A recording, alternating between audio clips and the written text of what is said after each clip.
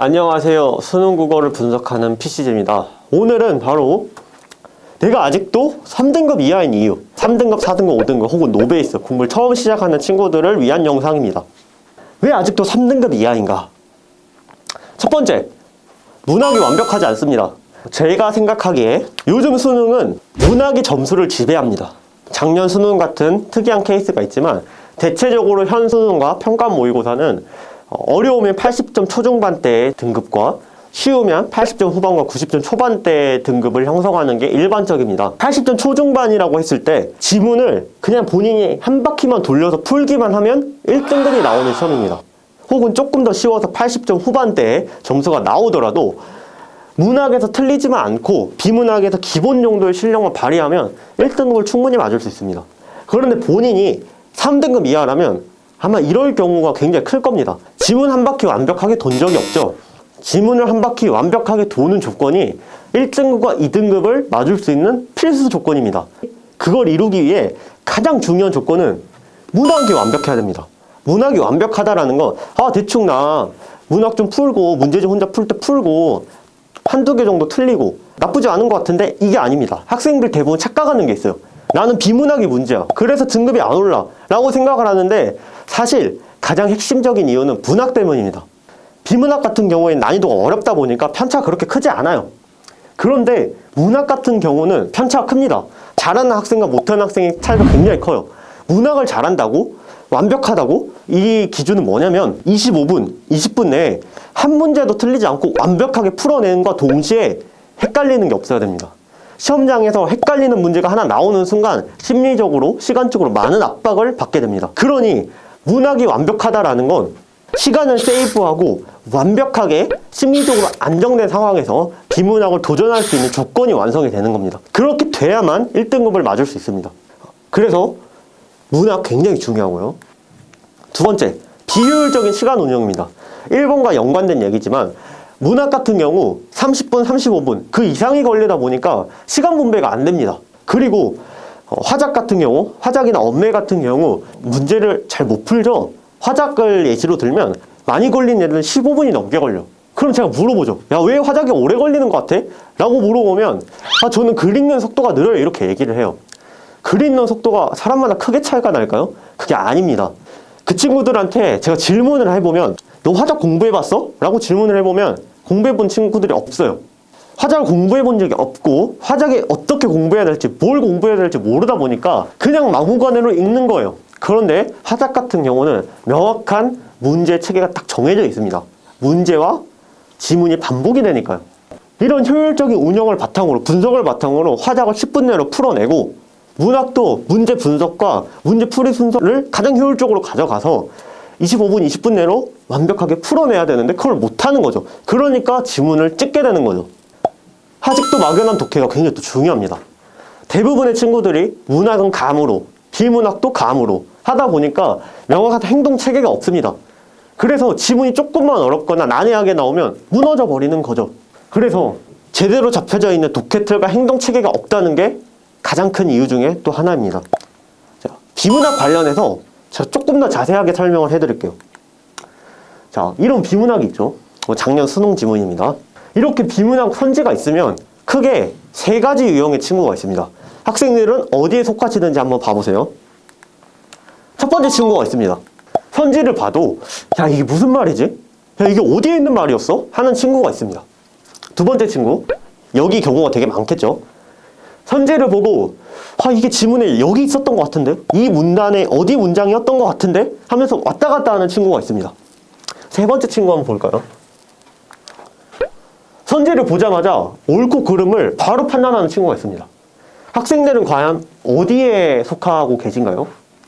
아마 2번이라고 대답하는 친구가 많을 것 같은데요. 사실 제가 3명이라고 했지만 이 3명은 한 사람입니다. 딱 한 사람이에요. 어떤 문단을 굉장히 잘 읽었을 때, 어떤 지문을 굉장히 잘 읽었을 때 이런 경우 있으시죠? 선지를 보자마자 이건 그냥 맞아, 이건 틀려라고 바로 할 수 있는 친구가 있고, 대부분의 선지는 이거 지문 대충 여기 있었던 것 같은데? 하면서 왔다 갔다 하면서 푸는 선지가 있고, 어떤 선지는 너무 어려워서 무슨 말인지도 모르는 선지가 있죠. 그래서 사실 한 명입니다. 그럼 이 셋 중에서 가장 잘하는 상태는 뭘까요? 당연히 3번이겠죠. 비문학을 가장 잘 푸는 상태는 1번부터 5번까지 전부 이렇게 풀 수 있는 친구가 가장 잘 푸는 사람이겠네요.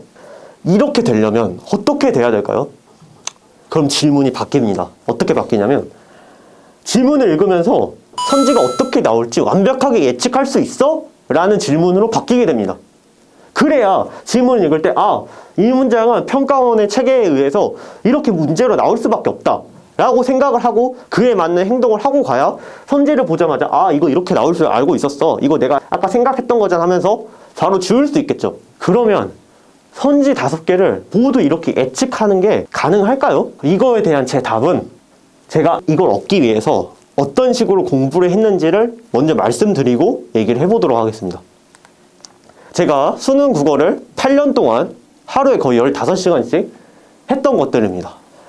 94년도에 수능이 처음 시작이 됐죠.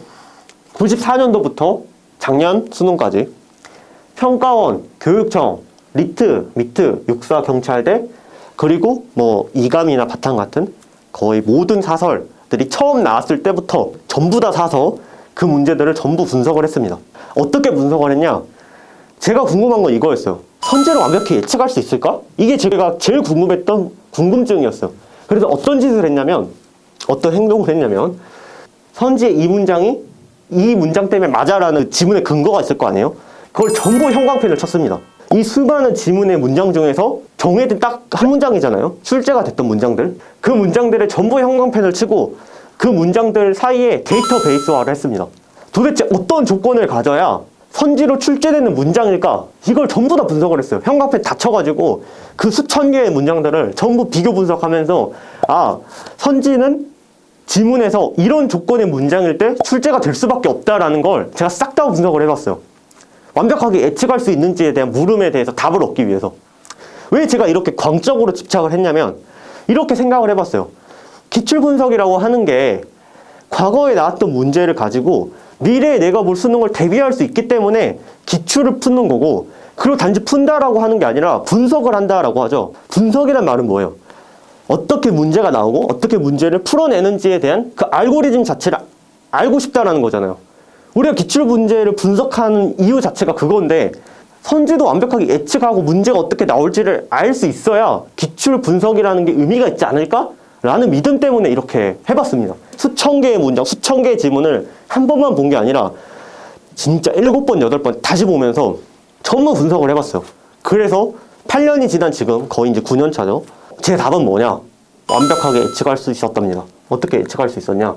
분석해보니 평가원은 3가지 원리를 기준으로 이 3가지 원리가 구현된 7가지 형태의 문장에서 반드시 필히 문제를 출제했었습니다. 작년 6월, 9월 수능 비문학 모든 선지들을 7가지 원칙 안에 설명이 가능합니다.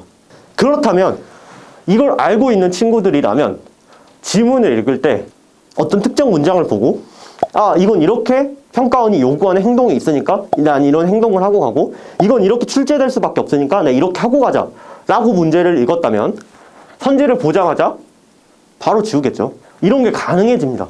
단지 막연한 독해력 향상과 이해력 향상을 목표로 하는 것이 아닌 평가원이 이런 문장에서 이런 행동 체계를 요구해 라는 지침서를 하나 딱 만들다 보니까, 그런 걸 체계화 시키다 보니까 변수가 없어집니다. 어떠한 상황에서도 정해진 룰대로 나오니까 막연한 독해력 향상과 이해력 향상을 목표로 했던 제 제자들도 이 지침, 이 체계를 알고 나서부터는 비문학에서 거의 틀리지 않습니다. 자, 오늘은 이 3원리 7원칙에 대한 자세한 이야기는 하지 않겠습니다. 그러나 이런 체계를 가지고 있는 친구들과 그렇지 않고 막무가내로 글을 읽는 친구들 얼마나 차이가 날까요? 그러면 이렇게 반문할 수도 있습니다. 그러면 글을 이해 아예 못하고 가는 거 아니야? 그게 의미가 있어? 라고 대답을 하겠죠. 반대입니다. 이렇게 읽는 게 글을 더 완벽하게 이해하는 거겠죠. 선지라는 건 뭐죠? 평가원, 출제자가 야, 너 글을 제대로 이해했어? 라는 걸 판독하기 위함이잖아요. 평가원이 시키는 지문에서의 그 모든 행동들을 지키면서 갔다면 글을 막연하게 그냥 이해해보자라고 읽는 친구보다 훨씬 더 완벽하게 이해하지 않을까요? 그리고 언제 길러질지 모르는 그 감에 의존해서 공부를 하는 것이 아닌 명확하게 매번 지문에서 반복되는 그 일관된 행동체계를 아는 것, 그것으로 푸는 것이 굉장히 많은 차이를 불러일으킬 겁니다. 오늘은 왜 내가 아직도 3등급 이하인가? 그럼 어떻게 해야 되지? 에 대한 영상들을 찍어봤습니다. 이 영상들에 담긴 질문들에 대한 해답은 전부 제 영상에서 지문을 가지고 전부 설명을 해놨습니다. 자, 지금 보시는 사진들 보시면 이걸 주의 깊게 본 친구들은 다 이렇게 말합니다. 아, 이거 진짜 한 번도 경험해 본 적이 없다. 한 번도 경험해 본 적이 없는데 한 번에 이해되고 모든 문제가 이렇게 쉽게 풀린다. 왜 이제야 알았을까라는 얘기를 합니다. 이 친구들은 문학만 봤던 경우인데 비문학도 이제 올라가면 굉장히 많은 충격을 받겠죠. 그래서 저는 그 누구보다 수능 국어에서만큼은 분석을 가장 깊게 많이 했다라고 생각을 합니다. 그래서 제가 만들어 온 이 수능 국어 유일한 체계와 따라오시기만 하면 완벽하게 국어를 정복할 수 있습니다. 지금까지 수능 국어를 분석하는 PCG였습니다. 감사합니다.